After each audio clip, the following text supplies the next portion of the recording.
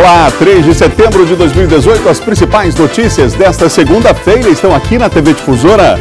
Fim de semana marcado por afogamentos no interior do estado. Você vai ver também no Bom Dia, Instituto Dataília divulga nova pesquisa de intenção de votos para a presidência, governo do estado e Senado Federal.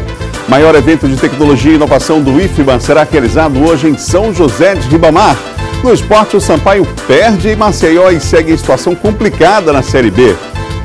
O Bom Dia Maranhão está começando agora.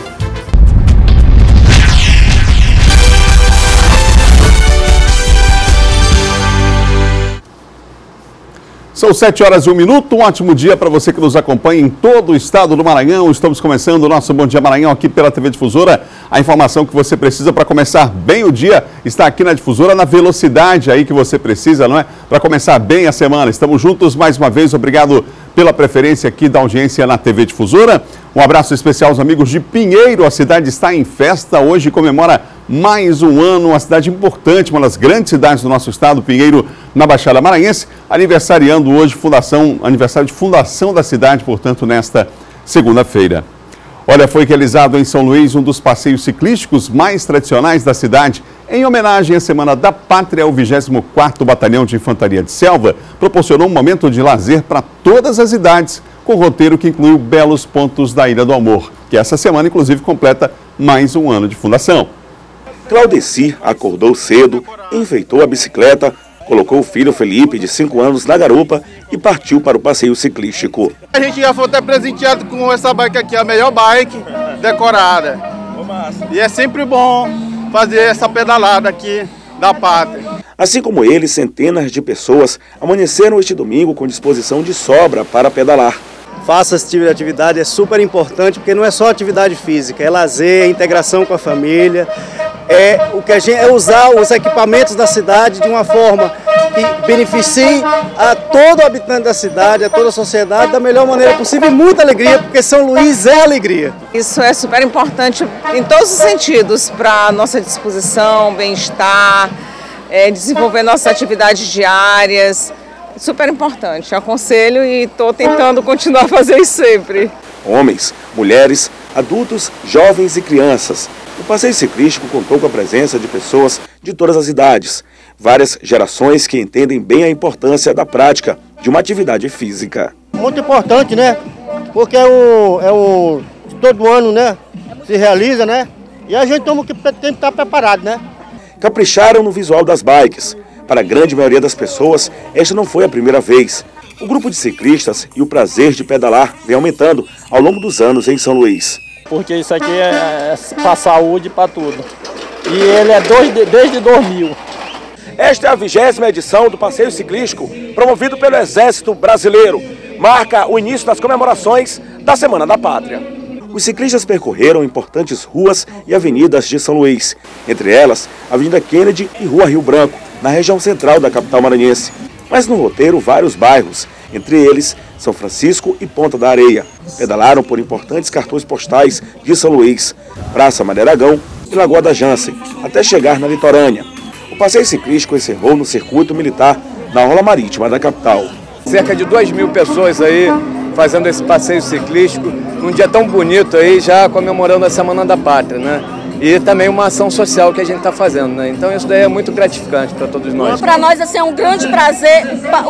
O Exército Brasileiro 24 Bis é um grande parceiro do SESC pela logística que nos oferece, por toda a organização e da gente possibilitar essa integração social das pessoas maranhenses aqui, principalmente dos ludovicenses. Muito bom, né? O fim de semana também foi de atendimentos jurídicos nas áreas da infância, família e defesa do consumidor. Vamos ver. A Lucicleia veio com os 3 filhos aproveitar o atendimento da Defensoria Móvel. Pertinho de casa, ela consegue resolver problemas que seria bem complicado caso não estivesse por aqui. E às vezes eu não posso levantar cedo para poder ir por causa dos meninos, entendeu? Aí tem que ir cedinho para a Defensoria Pública. Já facilitou muito. Eu vim até aqui, melhorou demais. Aqui uma equipe formada por 6 defensores públicos, servidores e estagiários. Eles recebem a demanda da Vila Embratel, assim como serviços realizados em outras comunidades. O atendimento da Defensoria Móvel funciona desde 2016. Já chegou a atender mais de 40 comunidades. Vamos ver como é que funciona aqui dentro? Aqui dentro toda uma estrutura foi montada para receber a comunidade. Defensores públicos, computadores, impressoras. O assistido sai daqui com praticamente tudo encaminhado. Bom dia, senhora. Como posso ajudá-la? Bom dia. Eu vim dar entrada no pedido de guarda unilateral. Eu já dei entrada pela Defensoria Pública em questão de pensão alimentícia sem atraso. E agora eu estou vindo dar entrada em... A Jaciane gostou do atendimento. E isso traz para perto da comunidade um serviço público, né? E muitas das vezes a gente não tem dinheiro de passagem para se destacar daqui até lá, então eles vêm até a gente, que facilita mais ou menos o nosso trabalho, né? A maior parte dos serviços jurídicos são das áreas da infância e família, mas também são oferecidos diversos atendimentos. Trabalhamos a questão do reconhecimento de paternidade, comemorativo ao mês dos pais, né? Então nós também trazemos esses serviços e também a gente está trazendo a questão do consumidor, a defesa do consumidor. Nós também vamos oferecer esses serviços aqui. A cada comunidade, o ônibus escritório chega a dar início em mais de 40 casos. Ações voltadas para pessoas que não têm condições de pagar defesa jurídica e ainda com a facilidade de estar mais próximo de casa. Nosso trabalho, ele busca ir para além dos nossos gabinetes, para além do prédio sede ou dos nossos núcleos regionais espalhados pelo Estado. E sempre que podemos, nós planejamos e executamos ações como essas que está sendo executada hoje aqui na Vila Embratel. Confira agora o nosso giro de notícias. Na manhã deste sábado, um operário da construção civil, identificado como Adão da Silva Oliveira, de 30 anos, morreu após ter sido atingido por uma parede que desabou. O caso aconteceu em um edifício localizado no bairro Renascença, em São Luís. Adão era empregado de uma empresa terceirizada e trabalhava na montagem da estrutura de um elevador. Após o acidente, o Serviço de Atendimento Móvel de Urgência, SAMU, foi acionado. Os socorristas ainda prestaram atendimento à vítima, que não resistiu aos ferimentos e morreu no local. Nesta segunda-feira, o Ministério da Educação vai divulgar como está a qualidade do ensino brasileiro. Trata-se do Índice de Desenvolvimento da Educação, IDEB, calculado para o país, estado, municípios e escolas. Cada ente federado e unidade escolar tem uma meta para ser alcançada. O índice é divulgado a cada 2 anos. O IDEB é composto pela taxa de rendimento escolar e as médias de desempenho dos exames aplicados pelo INEP, Instituto Nacional de Estudos e Pesquisas Educacionais Anísio Teixeira. Os dados do Maranhão também serão divulgados na tarde de hoje. Uma triste notícia causou comoção na tarde de domingo. A população de Anapurus, de acordo com informações, uma criança identificada como Vitor Hugo, que estava em companhia de seus pais, no balneário Ponta da Areia, localizado entre os povoados de Anapurus e Mata Roma, morreu afogada. De acordo com informações, no momento do descuido, a criança se afogou. Ela foi levada para o hospital de Mata Roma, mas não resistiu. Vitor Hugo era estudante do Maternal 1 da Escola Mundo Encantado, na cidade de Anapurus.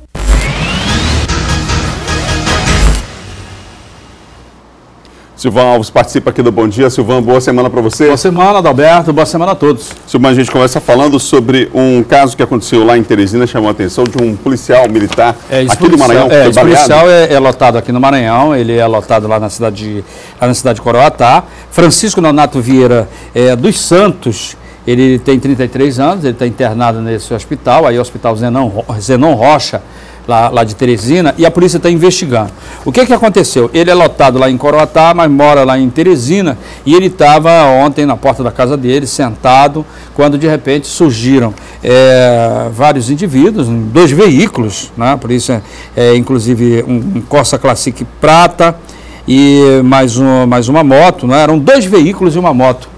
E aí, armados, eles acabaram disparando vários tiros, atingindo o policial. Na troca de tiros, é claro, o policial reagiu, na troca de tiros, acabou atingindo o homem identificado como Jerônimo Almeida, de 39 anos. Esse, né, acabou morrendo lá no local, e o policial Francisco Nonato foi socorrido e deu entrada aí nesse hospital. Fala-se em tentativa de assalto, né, que teriam tentado roubar a casa do policial. Mas a própria polícia lá de Teresina não descarta outras possibilidades, a partir do momento em que é muito estranho a quantidade de pessoas, não é? O número de veículos utilizado, que foge totalmente das características de um assalto.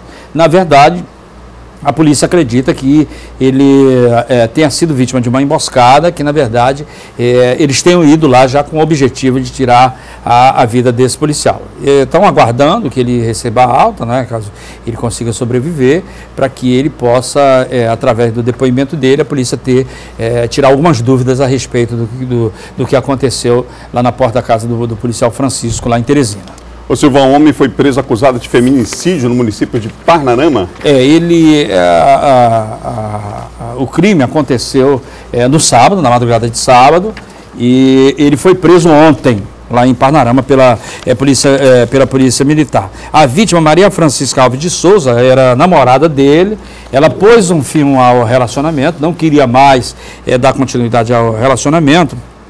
E ele, né, inconformado, acabou tirando a vida da Maria Francisca Alves de Souza. Ele fugiu do local e foi capturado, né, numa ação feita pela polícia militar. Ele foi capturado num povoado lá próximo à cidade de Parnarama, de onde ele foi conduzido para a delegacia e foi autuado em flagrante. É o Fredson, que é o autor do crime, ali no momento em que ele estava escondido nessa casa aí. A polícia recebeu informação ontem, como ainda estava em flagrante, porque o crime foi na madrugada de domingo, na madrugada de sábado, aliás, ele foi preso e conduzido para a delegacia, ainda estava em estado de flagrância, e lá ele foi autuado na lei do crime de feminicídio.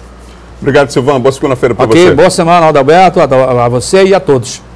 São 7 horas e mais 12 minutos, 7h12, você ligado aqui no Bom Dia Maranhão. Agora nós vamos à região Tocantina.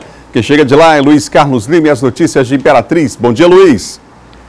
Olá, Adalberto, muito bom dia para você, bom dia a todos. Olha, um aplicativo da Justiça Eleitoral promete facilitar a vida do eleitor nas eleições de outubro. Com a novidade chamada e-Título, o eleitor nem vai precisar levar documento com foto para votar.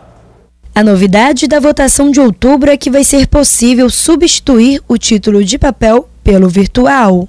No Maranhão, 154 mil eleitores já carregam o título aqui. Isso mesmo, pelo celular. É que a Justiça Eleitoral tem um aplicativo de graça que pode substituir o documento de papel. Para ter no seu celular, é só procurar na loja de aplicativos. Digitar lá e-Título. Baixa, coloca os seus dados e o título aparece. Eu baixei o meu e o título aparece até com uma foto. Para aqueles eleitores que têm biometria, tá? O título virtual ele traz a foto do eleitor. Nessa situação, está inclusive dispensado ele levar o documento com foto na sessão eleitoral. Basta levar o celular com a versão virtual. Além do título, o eleitor também tem acesso a outras funções, como, por exemplo, o local onde vai votar, a certidão de quitação e até a certidão criminal. O eleitor e o cidadão, de um modo geral, ele valoriza muito o documento em papel. Então, eu acho que com o tempo, tá, essa questão da cultura ela vai mudando e a tendência é que a gente tenha muito mais eleitores utilizando os documentos visuais. O nível do Rio Tocantins continua oscilando e preocupa principalmente quem trabalha nas praias aqui da região. A Defesa Civil acompanha o sobe e desce do rio diariamente e garante que é possível emitir um sinal de alerta com até 3 dias de antecedência. Foi um susto. A água subiu de repente. A Defesa Civil marcou o ponto máximo dos últimos meses, 3.000 metros cúbicos de água. Com esse pico, nós enviamos ofícios, fomos para as emissoras explicar que realmente iria ter esse pico. Mas eu acredito que ainda vai dar para segurar esse nível ainda por mais ou menos uns 10 dias. No início do mês de agosto, o Ministério Público do Maranhão fez uma notificação de alerta sobre a oscilação do nível do rio. Nos últimos dias, o nível do Rio Tocantins estava marcando 1,50 m abaixo de zero. De acordo com os órgãos de segurança, a rotina na praia se manteve normal, sempre baseado nos dados anteriores. A partir desta segunda-feira, será realizado um novo levantamento para verificar o risco de cheia. Entre barqueiros e banhistas, apesar do alerta, eles conseguem aproveitar o período de veraneio em Imperatriz. Aqui é um espaço bom, bastante areia, tem um lugar para a gente se divertir a gente almoçar, lanchar, e ainda bem muita água para a gente tomar banho. Muito sol, e é muito bom aqui essa região aqui, eu gostei bastante e pretendo voltar várias e várias vezes. Praia limpa, água maravilhosa e voltamos mais vezes, só tem mais outras oportunidades. Por hoje é só, Adalberto, a gente se despede desejando uma boa semana de trabalho a todos. Boa semana para todos aí, Imperatriz também. No próximo bloco, o maior evento de tecnologia e inovação do IFMA será realizado hoje em São José de Ribamar. E mais, Instituto Data Ilha divulga nova pesquisa de intenção de votos. Nós voltamos daqui a pouco com o John Coutrin, inclusive, trazendo os bastidores da política. São 7h16 no Maranhão.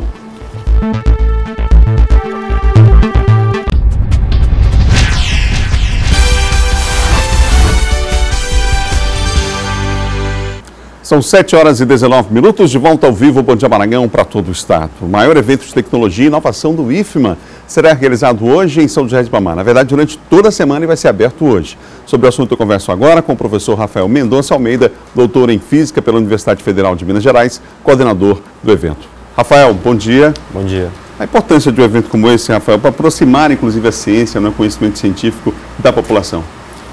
Bom, é um evento do IFMA, né, que esteve sempre muito preocupado com ensino, pesquisa e extensão. É um evento integrador. Então, nesse sentido, tanto a ciência quanto o ensino, a pesquisa e a extensão, elas são colocadas aí em evidência, né? E nós temos aí mais de 1.000 estudantes participando, que submeteram trabalhos para poder estar presentes dentro do universo IFMA, né, nessa 4ª edição. E é uma forma dos estudantes também eles colocarem à disposição da comunidade, né, os trabalhos que estão sendo realizados dentro do IFMA. Estou vendo aqui na programação, mostra tecnológica, Copa de Robótica, corrida de startups, criação de games e várias outras atividades. É interessante a participação na faixa etária, né? Quer dizer, esses estudantes, né, nessa idade, a tendência natural é que eles participem cada vez mais de atividades, inclusive de iniciação científica, né? Sim. Então, o que é extremamente importante, essa pesquisa básica, né? Eu queria que você falasse sobre esse aspecto e sobre o interesse dos jovens por assuntos ligados à ciência e tecnologia. Exatamente. Então, os jovens eles têm sido colocados dentro do IFMA, né, para realizar atividades extra-classe, né, como a parte de robótica, de programação, né, que são atividades que não estão relacionadas tanto ao curso deles, né, na maior parte das vezes. Então, eles têm aprendido a fazer programação, a colocar robôs para competir, para funcionar, né? Tem entrado na iniciação científica também, por meio de projetos de pesquisa que os orientadores eles propõem. Dentro da parte de jogos, né, a gente também tem tanto a parte de desenvolvimento quanto a parte também de competição. A gente tem a mostra tecnológica, né, que é mostrando justamente o resultado das pesquisas que esses alunos têm desenvolvido dentro do IFMA. E fora isso, as atividades de ensino, né, com os professores, os alunos mostrando o que eles têm realizado, assim como a parte de extensão, mostrando também a aplicação dessa pesquisa, né, para a comunidade por parte do IFMA. Quantos trabalhos de pesquisa vão ser apresentados aí nessa? Entre ensino, pesquisa e extensão, a gente tem mais de 100 projetos sendo apresentados, né? Essa é a 4ª edição desse universo IFMA. Nós tivemos a primeira aqui em São Luís, no Maracanã, depois 2 em Imperatriz, né? Nós estamos ao vivo, inclusive em Imperatriz, e agora essa 4ª aqui em São José de Ribamar, no caso aqui pertinho aqui da capital. Há alguma programação ainda a ser desenvolvida até o final do ano? Não, essa vai ser a única edição deste ano, né? Imperatriz nós fizemos 2 edições. A primeira foi um projeto piloto no começo do ano, em maio do ano passado. E depois um evento maior em dezembro. E esse evento agora em São José de Ribamar vai ser o único deste ano. E a gente vai ter aí, como foi falado, né, mais de 1.000 participantes, alunos, né, do IFMA. Mas o evento, apesar de mostrar o que os alunos têm desenvolvido com seus orientadores e pelos professores do IFMA, ele tem também, ele está aberto também à participação popular. Né? Então, a gente vai receber escolas, né, públicas e privadas dentro do evento. Durante toda a semana, né, começando hoje, a partir das 9 da manhã, a gente já tem atividade. E até na quarta-feira, dia 5 de setembro, o evento vai encerrar lá pelas 18, 19 horas do dia 5. E hoje, às 16, vai ser a abertura oficial do evento, né? Quem são os palestrantes, convidados, enfim, qual o tema? Bom, palestrantes, a gente tem mais de 20 palestrantes que nós convidamos, né? Inclusive 3 palestrantes internacionais, 2 portugueses e 1 francês, mostrando o que eles têm feito em relação à pesquisa. E os outros palestrantes são do Brasil afora, né? Pessoal que veio falar um pouco sobre robótica, veio falar sobre jogos, veio falar da experiência em pesquisa, veio falar um pouco também sobre as atividades de extensão, né? Fora do Brasil e fora do IFMA também. O senhor é pesquisador, é professor, doutor, inclusive em física, não é? Essa é uma área que ainda há pouco tempo o Brasil tinha carência, né, de professores. Como é que está essa situação hoje e o interesse dos jovens em especial por essa área? Bom, a física de fato é uma área que o pessoal tem um pouco de ojeriza, né, e uma certa dificuldade. Os próprios alunos, quando a gente vai conversar e vai expor as aulas, né, eles já têm aquele certo bloqueio. Mas felizmente com a própria pesquisa, né, a pesquisa é uma forma de estimular essa parte do ensino também, de mostrar para o aluno o que a física tem de interessante, né, que é justamente explicar a natureza de uma forma mais interessante, entender a natureza e utilizar ela a nosso favor, né. Professor, confirmando então, o evento vai até sexta-feira, a abertura vai ser daqui a pouco lá em São José de Ribamar, a partir de que horas? O evento vai até quarta-feira. Vai até quarta? Quarta-feira, dia 5 de setembro. Ele começa agora às 9 horas da manhã com as atividades de robótica, de jogos, de ensino, extensão. Tá? E às 16 horas de hoje vai ser a abertura oficial com as autoridades, com o nosso reitor também. Tá? E a gente abre o convite para toda a comunidade se fazer presente nesse momento. Professor, obrigado pela entrevista aqui na TV Difusora. Obrigado. Portanto, daqui a pouco começa esse evento importante, o Universo IFMA, lá em São José de Ribamar. São 7 horas e 25 minutos. Vamos falar agora de eleições. O programa Resenha nas eleições de 2018 recebe hoje mais um candidato ao Senado. Saulo Pinto, do PSOL, é o entrevistado desta segunda-feira. Na sexta-feira, o entrevistado foi o candidato pelo MDB, Edson Lobão. O candidato chegou à TV Difusora acompanhado por coordenadores de campanha. Antes da entrevista, ele ressaltou a importância de espaços democráticos para ajudar os eleitores na escolha de seus candidatos. Um candidato que não se liga ao povo, ele está fora da realidade. E graças a Deus eu sempre estive ligado a ele, eu tenho uma aliança indestrutível com o povo da minha terra. No primeiro bloco, o apresentador do programa Resenha, Etevaldo Júnior, fez perguntas sobre terceirização do trabalho, reforma trabalhista, fim da estabilidade do servidor público, limitação do tempo de mandato para ministros do Supremo, trabalho análogo à escravidão, taxação de grandes fortunas, privatização da Eletrobras e prisão após condenação em segunda instância.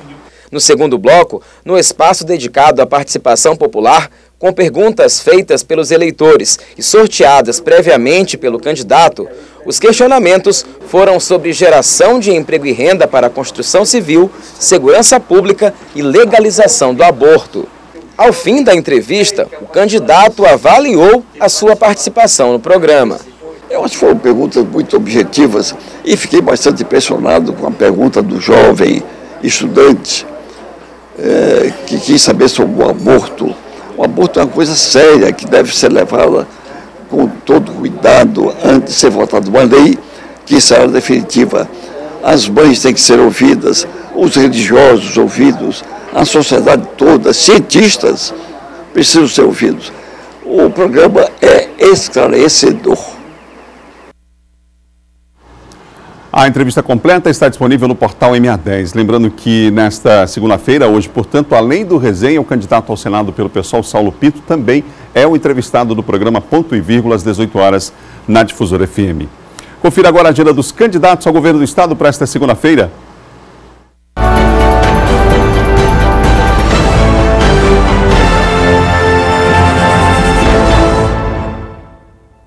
Flávio Dino, do PCdoB, 12h30, tem entrevista à emissora de TV. Às 7 da noite, grava para o horário eleitoral. Maura Jorge não divulgou agenda para esta segunda-feira. Odívio Neto, do PSOL, pela manhã, faz caminhada e panfletagem nas ruas e feiras de São João dos Patos. À noite, participa de comício na mesma cidade. Ramon Zapata, do PSTU, às 7 da noite, tem reunião com moradores do Coroadinho. Roberto Rocha, do PSDB, pela manhã concede entrevista à emissora de rádio. Às 14h tem gravação de programa eleitoral e às 18h, inauguração do Comitê Central. Rosiana Sarney, do MDB, grava para o horário eleitoral.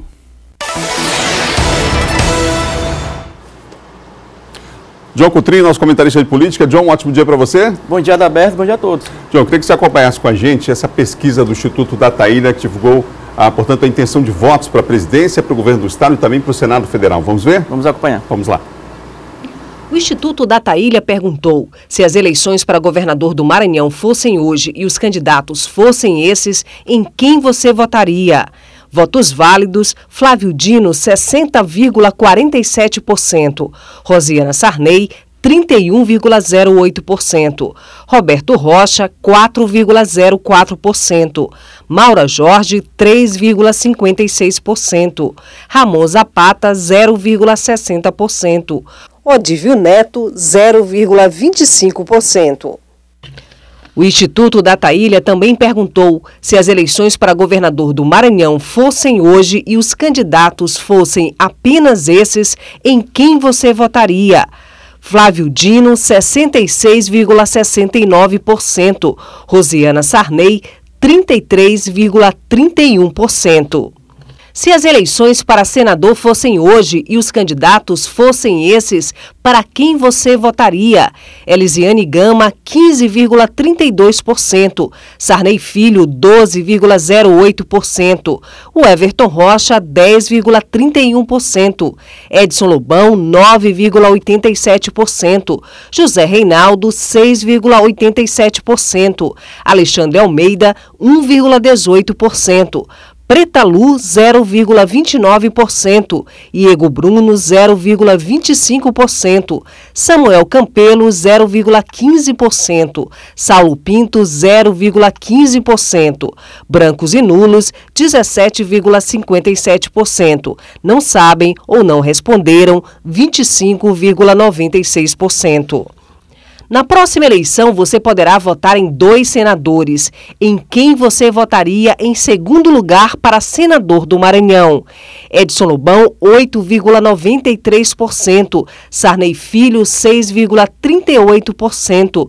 O Everton Rocha, 4,71%. Elisiane Gama, 4,71%. José Reinaldo, 4,32%. Alexandre Almeida, 1,08%. Preta Lu, 0,49%. Samuel Campelo, 0,29%. Saulo Pinto, 0,29%. Iego Bruno, 0,15%. Saulo Arcângeli, 0,10%. Brancos e nulos, 26,76%. Não sabem ou não responderam, 41,79%. O Instituto Dataília também perguntou se as eleições para presidente fossem hoje e os candidatos fossem esses, em quem o senhor votaria? Lula, 69,41%. Jair Bolsonaro, 18,58%. Ciro Gomes, 5,44%. Marina Silva, 3,98%. Geraldo Alckmin, 1,83%. João Amoedo, 0,43%. Henrique Meirelles, 0,11%. Álvaro Dias, 0,11%. Cabo Daciolo, 0,11%. Se as eleições para presidente fossem hoje e os candidatos fossem esses, em quem o senhor votaria? Haddad com apoio de Lula, 29,84%. Jair Bolsonaro, 24,87%. Marina Silva, 18,98%. Ciro Gomes, 14,40%. Geraldo Alckmin, 9,82%. João Amoedo, 0,52%. Álvaro Dias, 0,52%. Vera Lúcia, 0,39%. Cabo Daciolo, 0,33%. Henrique Meirelles, 0,20%. Guilherme Boulos, 0,13%. A pesquisa Dataília foi realizada em 37 cidades do Maranhão, no período de 27 a 30 de agosto. Foram ouvidas 2.037 pessoas. Está registrada no TSE com os números 03940/2018, 09559/2018. A margem de erro é de 3,3%.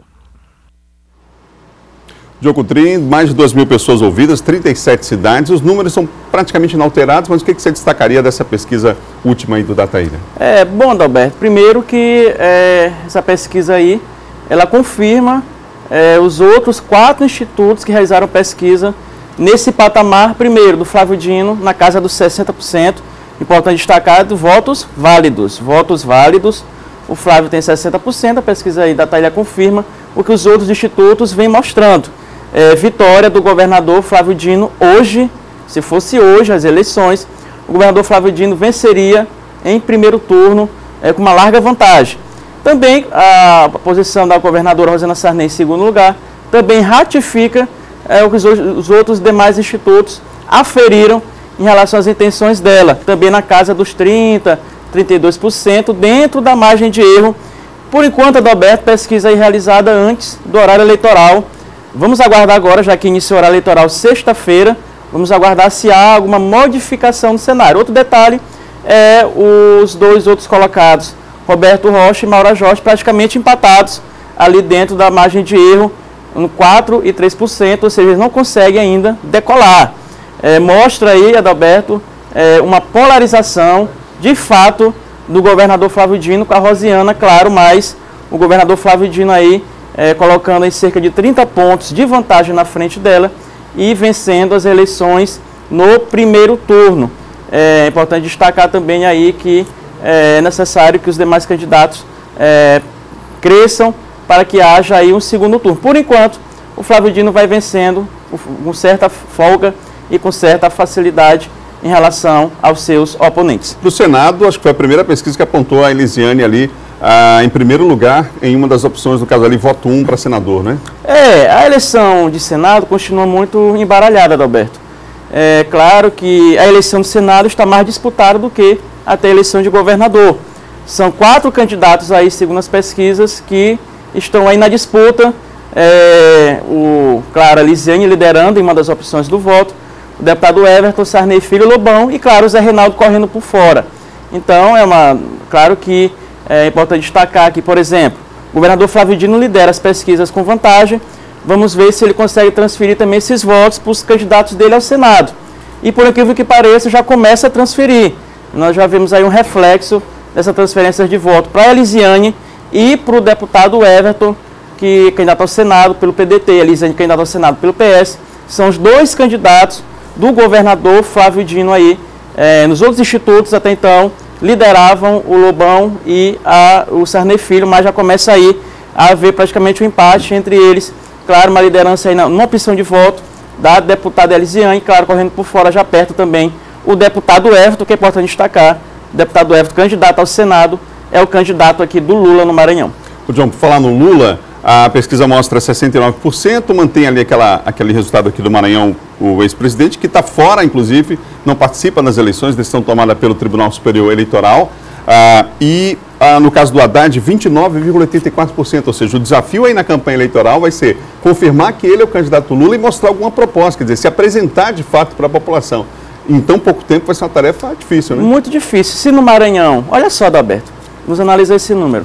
O Lula chega a quase 70% nas intenções de voto. Claro, o Lula está fora das eleições, não será candidato. O Haddad é o nome do Lula apoiado pelo PT. Mas aqui no Maranhão, onde o Lula tem os maiores índices de votos, ainda não há uma transferência clara e direta para o Fernando Haddad. Ou seja, de 60 para menos de 30, ou seja, ele não conseguiu aí transferir nem metade dos votos para o Haddad. Até porque, se você observar um detalhe na pesquisa, o questionário já diz o seguinte: o Haddad, candidato do Lula. Mesmo assim, ainda não há uma percepção aí clara, nítida, dos eleitores em relação a Haddad e Lula. Até porque muitos, Adalberto, aqui no Nordeste, ainda não conhecem, não sabem nem quem é Fernando Haddad. Conhece o Lula, claro. Então, vai ser um trabalho, claro, árduo, um trabalho de informação, de contra-informação também, em relação à campanha do PT, no sentido aí de transferir esses votos do Lula para a campanha para o nome do Fernando Haddad. Ô, John, a gente já está com o tempo realmente já hoje estourado, mas eu queria que você falasse sobre a Procuradoria Regional Eleitoral que pediu diligência para a contestação da candidatura de Rosiana e o recurso de Flávio Dino contra a decisão da juíza de Coroatá ainda não foi analisado, né? Foi pedido uma notícia de inagibilidade do deputado Rubem Júnior contra a Rosiana Sarney, ou seja, eles pedem que a Rosiana Sarney seja inelegível. E aí, claro, o Procurador-Geral Eleitoral, o Pedro Henrique Castelo Branco, nas diligências, ao averiguar o pedido, pediu que a candidata ao governo, Rosiana Sarney, apresentasse uma certidão de primeiro grau que não constou aí na documentação quando ela fez o pedido de candidatura. Em relação ao Flávio Dino, ainda esse pedido de inagibilidade dele também, não foi analisado esse recurso aí na cidade de Coroatá, pelo juiz de Coroatá, mas o candidato governador Flávio Dino segue candidato normalmente, registrou a candidatura, aguarda ainda o deferimento, mas ele aí segue normalmente com a sua candidatura ao governo do Maranhão sem maiores problemas com a justiça. Em relação ao Lula, para finalizar, Adalberto, a campanha do Lula, o Fernando Haddad, se reúne hoje com o Lula em Curitiba para definir os próximos passos. A defesa do Lula quer um recurso no STF, vai apresentar um recurso no STF, mas é muito difícil reverter a decisão e quanto mais demorar, pior para o Haddad em relação a essa transferência de votos. Obrigado, João. Boa semana. Obrigado, Alberto. Até amanhã. 7h39, no próximo bloco, o Detran inicia a realização das provas teóricas digitais em todo o estado. E ainda, o Sampaio perde fora de casa e aí, você sabe, né? Se mantém na vice-lanterna da Série B. Assunto para Laércio Júnior depois do intervalo. A gente volta já já.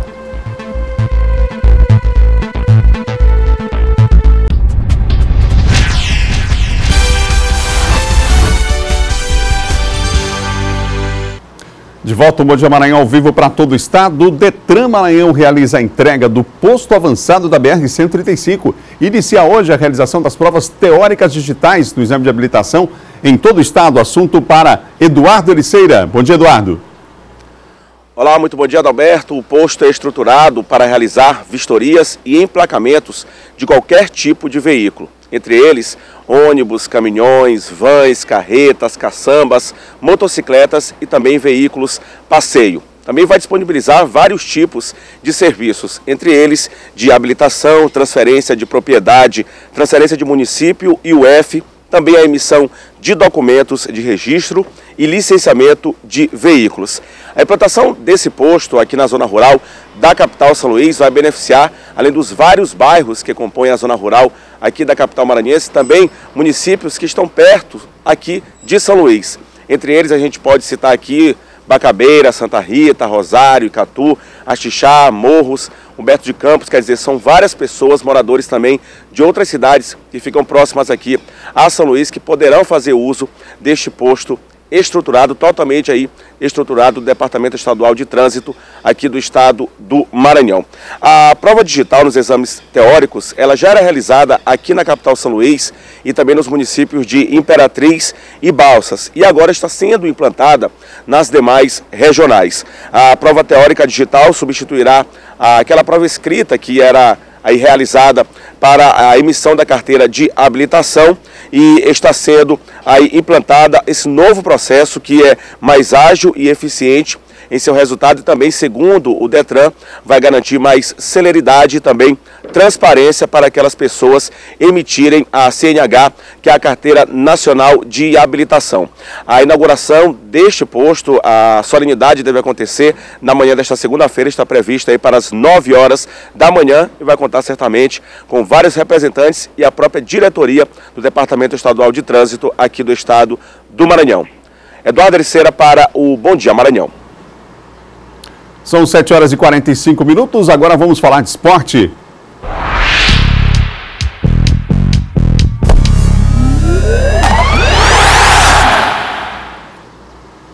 Bom dia, Laércio. Bom dia. Semana está começando, segunda-feira, mas tem algumas coisas que não mudaram, não. Não mudaram, mas pelo menos o time jogou bem, Adalberto, em relação às outras partidas. O Sampaio perdia, você não via alguma alternativa de mudança no cenário do jogo, né? E o Sampaio, infelizmente, acabou sendo surpreendido com 2 bolas paradas. O CRB saiu na frente logo no começo do jogo e quando parecia que ia pintar uma virada tricolor, veio um golaço de falta para garantir a vitória da equipe alagoana. Esse resultado deixa o Sampaio ainda com 21 pontos, mas tem o jogo amanhã aqui em São Luís contra o Brasil de Pelotas, onde pode encostar na turma que está lá um pouco acima na tabela de classificação. Veja agora os gols da vitória do CRB diante do Sampaio na última sexta-feira. O CRB sai na frente logo aos 6 minutos de jogo em cobrança de falta. Neto Baiano chuta forte, a bola passa no meio da barreira e atrapalha o goleiro Andrei. 1-0 CRB. A reação tricolor vem só no segundo tempo. Jocinei cobra o escanteio e Julinho, de cabeça, marca o gol de empate para o Sampaio. Mas no fim, outra bola parada ajuda o CRB. A cobrança de Paulo César é no ângulo. Final, CRB 2, Sampaio Corrêa 1. O CRB sobe na classificação, agora está em 13º com 28 pontos. O Sampaio segue na penúltima posição com 21. Resultado absolutamente normal, o CRB é um belo time, dificilmente vai ficar nessa posição, deve brigar lá em cima na tabela de classificação, tem jogadores como Neto Baiano, como William Santana, enfim, perderam o Rei Pelé para o CRB e jogando bem, é absolutamente normal na tabela de classificação do Campeonato Brasileiro da Série B, essa oscilação vai acontecer. O que o Sampaio precisa é manter a regularidade jogando em casa, e para isso já tem um desafio amanhã contra o Brasil de Pelotas jogando aqui em São Luís. Esse sim um jogo onde o Sampaio tem por obrigação vencer. E esse equilíbrio da Série B que eu citei agora há pouco, ser normal perder lá para o CRB jogando no Rei Pelé, mesmo o resultado sendo muito ruim em virtude da situação do Sampaio na tabela de classificação, a rodada mostrou exatamente isso. Teve o Lanterna vencendo o vice-líder, teve líder sendo derrotado impiedosamente lá em Goiás e também um aniversariante que ganhou de presente uma derrota para o maior rival. Veja agora os gols da Série B do Campeonato Brasileiro.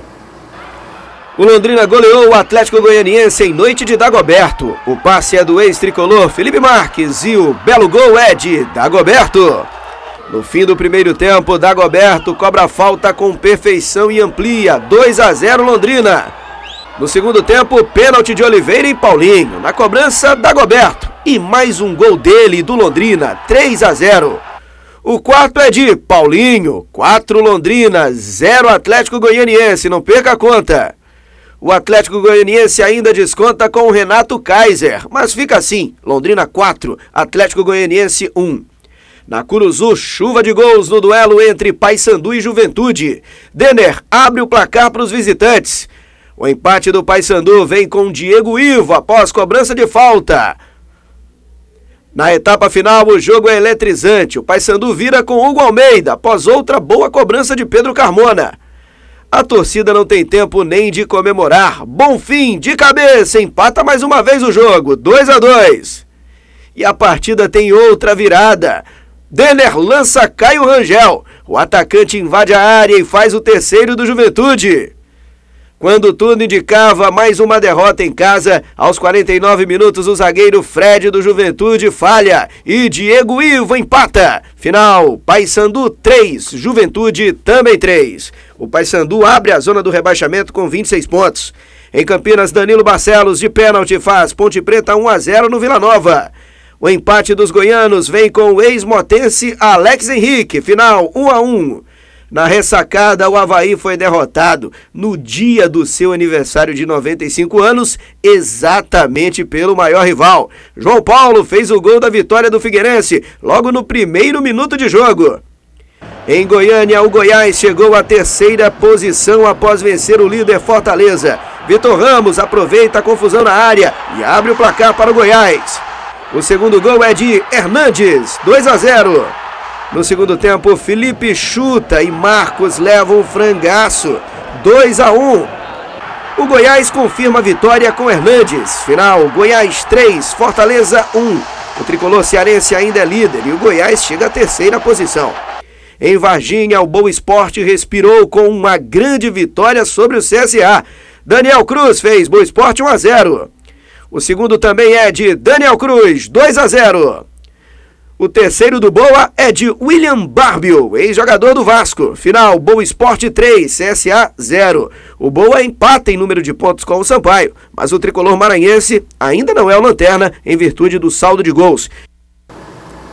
O Sampaio perdeu, mas a derrota não foi tão ruim assim. O Sampaio continua a 4 pontos de sair dessa zona perigosa, que é a zona do rebaixamento. E o Paysandu, ele cai lá para a zona perigosa, ele tem 26 pontos e está ali na 17ª colocação. O Sampaio vencendo amanhã o Brasil de Pelotas continua na sua caminhada para tentar escapar da Série C em 2019 e com um detalhe, uma vitória, o Sampaio Corrêa ainda vai permanecer na penúltima colocação, mas provavelmente a 2 ou 3 pontos do primeiro time fora da zona do rebaixamento, hein? Sampaio Brasil de Pelotas amanhã, aqui em São Luís, no estádio do Castelão. A partida vai acontecer às 8h30 da noite, Adalberto. Eu vi lá em Belém a torcida do Paysandu, mesmo com o time na zona de rebaixamento, foi lá, apoiou o time, pressionou. A gente tem que dar, esse é um exemplo a ser seguido, exemplo, né? E o Sampaio está fazendo por merecer. O time está jogando bem, está buscando resultado. O 2-1 não foi justo, o placar ideal da partida seria realmente um empate, mas infelizmente acabou sendo derrota para o Sampaio lá em Maceió. Boa semana, Laércio. Um abraço, até amanhã. São 7h mais 52, você ligado aqui no Bom Dia Maranhão. Amanhã às 7h da manhã a gente volta com o Silvan Alves, o Laércio Júnior, o Jocutrim falando dos bastidores da política. Semana que vai ficando, né? Aliás, o mês vai ficando pequenininho, já que é um mês que antecede, inclusive, as eleições desse ano. Hoje, mais uma vez, entrevista no Resenha, logo após o Zé Cirilo, série com os candidatos ao Senado e também no Ponto e Vírgula. Outras notícias no Portal MA10. Parabéns, Pinheiro, pelo aniversário de hoje. E São Luís, a gente vai passar a semana toda encerrando o jornal aqui com belas imagens como essas que você vai ver agora. Praça Gonçalves Dias, um dos cartões postais da cidade. É assim que a gente encerra o Bom Dia Maranhão dessa semana aqui. Dessa semana de aniversário da capital de todos os maranhenses. Amanhã às 7 a gente se encontra. Até lá.